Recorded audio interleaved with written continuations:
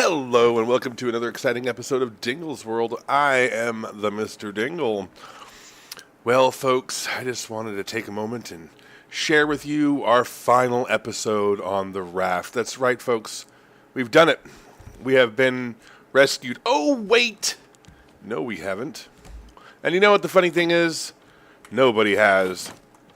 It got to a point to where I had beached up to many of these little different kinds of rigs here. Not oil rigs. I want to say oil rigs, but they're not. They're more like communication rigs.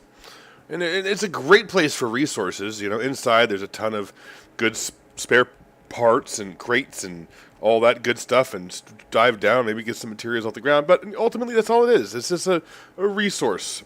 Just like the islands are a resource, just like the barrels are a resource. And so I did find, as you can see on one of the tags in one of my previous videos, that there was a whiteboard that did say Salvation was a city, and it had coordinates that we could not map. But nevertheless, after much research and going to many of these places, I've decided that I was going to break my code of conduct and Google, how the hell do you beat this game? Well, it turns out that you shouldn't believe everything you read on the internet. I looked at many videos. I looked at many reviews. Hell, I was even building a helicopter landing pad right here. And you know what? I should finish this helicopter landing pad. I mean, it's oh, really? Not enough. Let's see here. Let's go ahead and see if I can make one more carpet. Oh, I need more palm leaves. Nevertheless, and it turns out is that everybody's clickbaiting people. You know, clickbaiting on, hey, the helicopter, oh, hey, I found Salvation, or hey, they get rescued. No one's getting rescued. This game is still in an alpha state. Therefore, the ending has not been put in, and new content is being rolled out. And at this state of development, there is no ending. Sorry, not gonna happen. Maybe later. But as of right now, because I'm hitting this endgame content, because I'm landing at these little communication centers, I have reached the end of the available content for this game. And so, as in suit, I feel it is in time to me to... Wow, there's a cluster of words there. All right, let me try that again.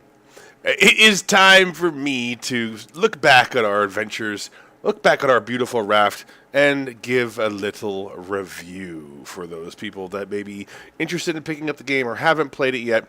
You know, as you can see, I have myself a mighty raft.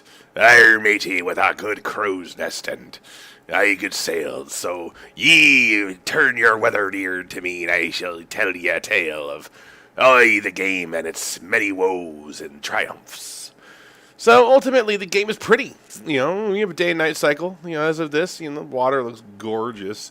You just kind of want to dive in and flop around and get your butt wet a little bit. The only problem is that there's a shark that's waiting to just nom your underbelly the second you step foot into the water. So, you know, you don't get to really get to explore the water as much as I would like. I'm going to make this, for the sake of argument, let's make this daytime. So you don't really get to explore the water as much as I would like. You know, I think there's a lot of really cool stuff, little opportunities under the water that are near misses for the game developer. You know, I think that there's underwater caves or sunken ships that could be explored, or maybe you have to dive down and, you know, get, you know, better fish or deeper fish that, you know, provide better food or better supplies, or just better yet, you know, you can have a depth finder that'll tell you how far down the seafloor is. And with your scuba gear, you can actually swim to the seafloor and grab resources off there, you know, cars, or go through cars or things like that, to really kind of explore the underside of the water. And of course, what that would mean is that you'd have to do something about the antagonist, the shark. You know, while the antagonist, the shark, is a wonderful companion, and he is great food once you start farming him. As you can see from the flanks I have here, I have much of the previous sharks stored up in my coffers, and it does excellent to feed me. Yeah, I would love to see different. I'd love to see like a kraken, or some other, like maybe a toxic waste or that came by, and I can't go in the water because there's goos in the water. Or better yet, if there is different hurricanes. This is about all you get. That shark and what he just did to my boat is about all you get, for the antagonist in this game. There are storms, but the storms are weak. I really wish there was more content. You have to keep an arm on the sail in order to be able to kind of keep your ship straight and upright. Maybe the storms longer, and you have to navigate the waves a little bit in order to not flip over, or maybe sometimes the storms they whip up the ocean, and you get a lot of resources that you don't normally get, but that comes at a cost. For instance, you get special items that you don't normally get floating in the water because the water's all whipped up, or there's different kind of fish, but you gotta really kind of, it's hard to sail around. Or maybe you keep like these in some of the eye of the storm areas, and there's a little island off in the distance. So, just a few ideas, a few ways that I think that the content could be expanded and really make it a more enjoyable experience for the player. All in all, there are. They do the game really well. A lot of crafting, a lot of crafting. You go on the crafting menu. You have a variety of different menus that you can choose from decorations for your house to upgrades to your sailboat to resources, some scuba resources. Then these are your tools, storage, and food. And there's a variety. All these recipes you have to learn and build off of, which I think is a really great crafting system that many games kind of.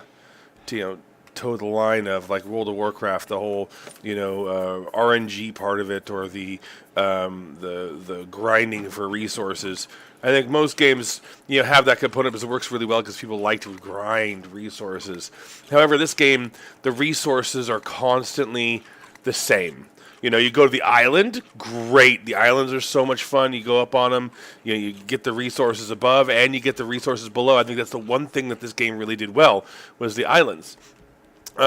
Much like, on this right here, you have your content up top. You can go up in there and you can, get the crates, or you could swim in the doors, or you swim inside.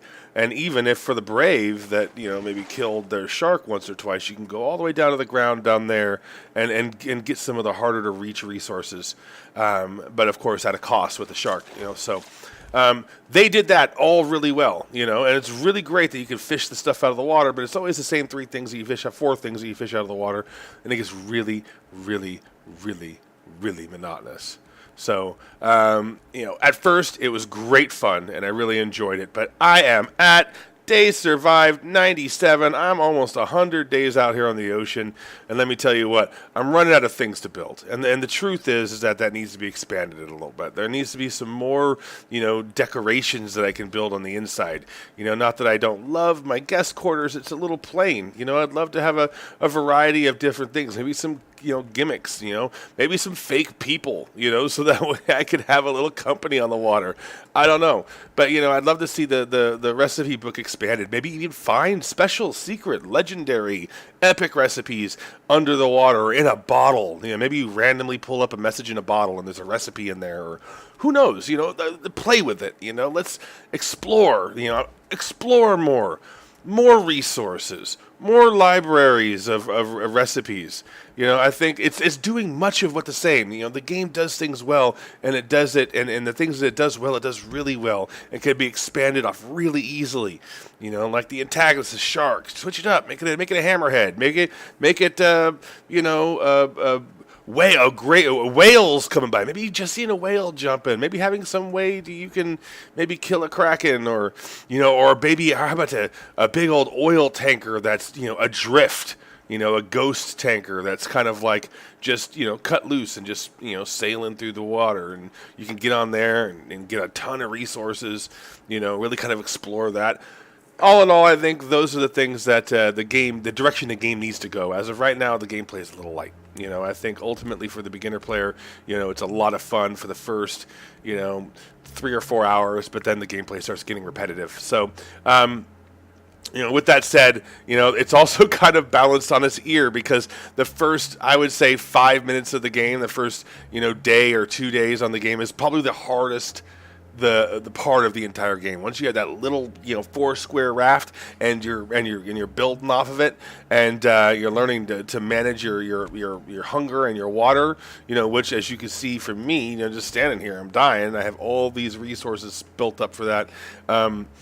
It's really hard in the beginning, even harder with 2 people, because you have to manage 2 people's resources. But nevertheless, if you get over that hump, build yourself a water purifier, build yourself a fireplace and a fishing rod and a cup, and you get to that point as quickly as you can. From that point on, it's fairly easy and repetitive and sometimes a little monotonous. So if you like survival games, I think this is going to be definitely one you're going to want to play. Perhaps maybe play it when it's a little further along, or at least understand. Don't pull punches. I misunderstood. I'm not going to say misled, because I was not misled, but I was misunderstood. The depth of the gameplay. I thought it was more complete than it was, but nevertheless, very promising, very entertaining. We'll check back on this game later once it's been released, or at least when it's further along. But as of right now, it just doesn't have the longevity, So, or at least you get to this point and stop, so you don't get burned out on the daily grind. I've made a pretty big boat. It took a lot of time to get to where I was. And it'll take a long time to get to where you are. If you really like the boat crafting game, go for it. I'm hoping that that when the game goes live, it doesn't wipe your saves and we find ourselves having to start all over again. That'd be mildly frustrating. So, at this stage and where we're at with the game, I think it's a lot of fun, and for $20, I think it's a pretty good buy. Just as long as you understand what you're getting into, and that this is a short-term and a long-term game. There's a lot of really short-term components that you can have fun with, and the game is pretty stable, and it runs great on high-end machines. Even on low-end machines, Azo's machine, the game runs pretty good on too. So it looks nice. So that's a nice component there. Although it's not rendering a whole hell of a lot besides the ocean, and the what you see in front of you, and the draw distance is pretty shallow. So it gets very conservative with how it uses its game engine. So I think things should be pretty. Things should be fast. There shouldn't be issues. So I think on the scale of 1 to 10 on how much I enjoy this as a survival genre, I'm going to put it as a 6 right now.